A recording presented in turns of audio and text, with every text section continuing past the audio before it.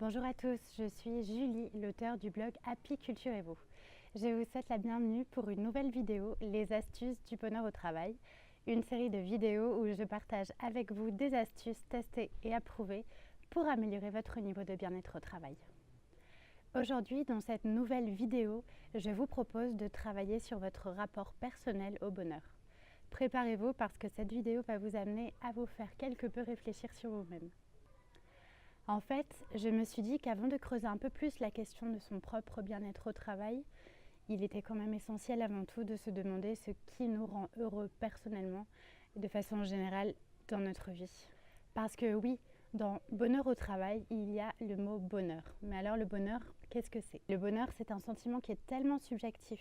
Ce qui me rend heureuse moi ne va pas forcément vous rendre heureux vous.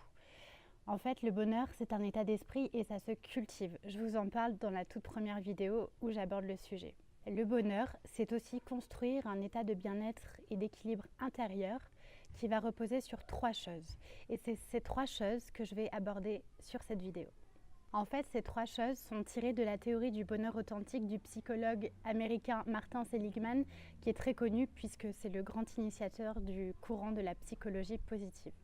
Et en fait, la combinaison de ces trois facteurs va nous permettre d'atteindre un certain niveau de bonheur. Premier facteur, c'est au niveau émotionnel d'abord. Il s'agit du bien-être ressenti. En fait, c'est se poser la question chaque jour, combien de fois est-ce que je vis des moments de joie et des moments plus négatifs? Il s'agit là en fait d'évaluer son équilibre émotionnel et l'exercice que je vous propose, c'est d'abord pour commencer de prendre 1 ou 2 semaines et noter chaque jour vos émotions. Des émotions de joie, de satisfaction, de fierté, mais aussi de colère, de tristesse, de peur.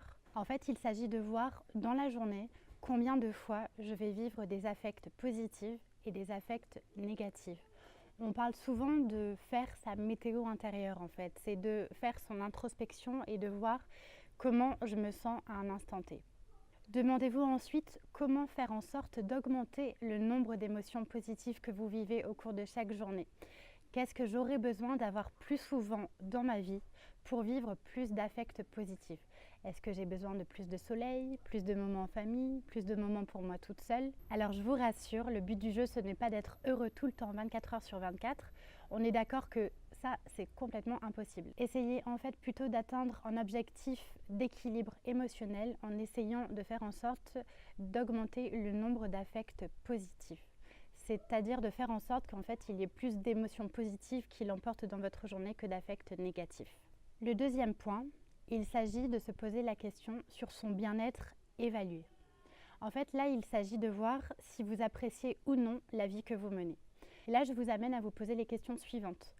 Dans la plupart des aspects de votre vie, est-ce que vous êtes suffisamment satisfait de votre vie? Est-ce que votre vie est proche de votre idéal? Oui ou non? Et sinon, pourquoi? Est-ce que vos conditions de vie peuvent être améliorées? Est-ce que jusqu'à présent, vous avez atteint les choses qui sont importantes pour vous et que vous vouliez atteindre dans votre vie? Il s'agit en fait de faire une évaluation générale de son niveau de bien-être.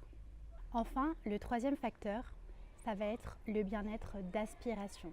Et là, il s'agit de se poser la question sur le sens de sa vie. Est-ce que je mène une vie qui a du sens? Est-ce que j'ai le sentiment de me réaliser? Oui ou non? Et est-ce que je peux améliorer ce sens? Est-ce que je peux faire en sorte de développer un sentiment plus fort de réalisation de soi? Et quand vous aurez répondu à ces trois questions, vous allez vous rendre compte qu'en fait la combinaison de ces trois facteurs va vous permettre d'atteindre votre niveau de bonheur. Faire le choix d'améliorer son niveau de bien-être de façon globale, c'est faire le choix de faire un petit pas de côté, si je puis dire, et se prêter à ce type d'exercice d'introspection. Et si certaines personnes sont mieux prédisposées que d'autres au sentiment de bonheur, il n'y a pas de secret, le bonheur, ça se travaille comme un muscle. Alors je vous l'accorde, les questions que je vous demande de vous poser ne sont pas des questions faciles. Mais décider de s'épanouir dans sa vie personnelle comme professionnelle, c'est d'abord décider de faire ce premier pas vers une meilleure connaissance de soi. Si vous voulez partager vos ressentis, n'hésitez surtout pas à les noter en dessous dans les commentaires de cette vidéo. C'est avec plaisir que je vous lirai et vous répondrai. Si vous voulez vous poser plus tard tranquillement pour répondre à toutes ces questions, vous trouverez sur le blog Apiculturez-vous l'article lié à cette vidéo. Si vous avez aimé la vidéo, je vous invite à me mettre un petit pouce juste en dessous ou à laisser un commentaire en dessous de la vidéo. Ça me fait très plaisir d'avoir vos retours et je vous remercie pour les retours de la première vidéo que j'ai lancée. En tout cas, j'espère que cette vidéo vous amènera à vous poser les bonnes questions pour faire le point sur de quoi j'ai envie dans ma vie pour être plus heureux. Et n'oubliez pas, souriez, même sans raison, la raison va suivre. Je vous retrouve la semaine prochaine pour une nouvelle astuce du bonheur au travail. Ciao ciao!